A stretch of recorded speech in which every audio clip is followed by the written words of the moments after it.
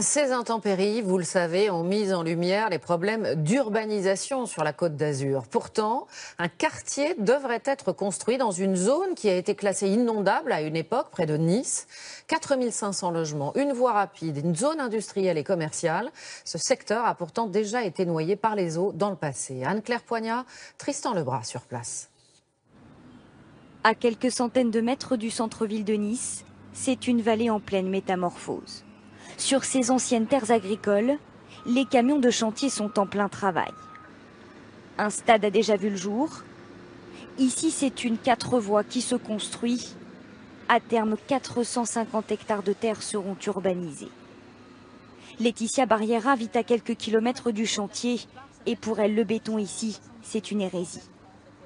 Nous sommes environ à 200 mètres, même pas 200 mètres du fleuve Var, qui se situe donc au milieu de cette plaine. Et ce qui nous fait peur aujourd'hui, c'est que nous savons qu'avec ces épisodes diluviens dont nous avons l'habitude, que plus de bétonisation va contribuer à la montée des eaux. Et donc l'eau ne pourra plus être absorbée par les sols qu'il était autrefois grâce aux zones agricoles.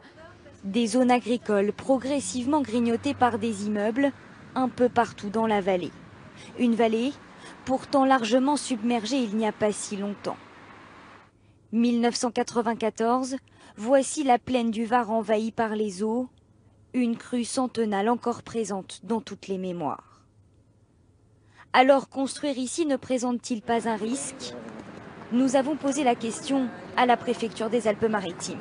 Dire on peut construire sans risque dans les Alpes-Maritimes, ce serait un leurre. Donc effectivement, il y a des choix qui sont faits en fonction effectivement du niveau d'exposition du risque.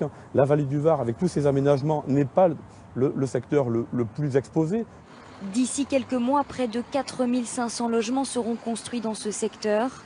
Des constructions qui ne font toujours pas l'unanimité.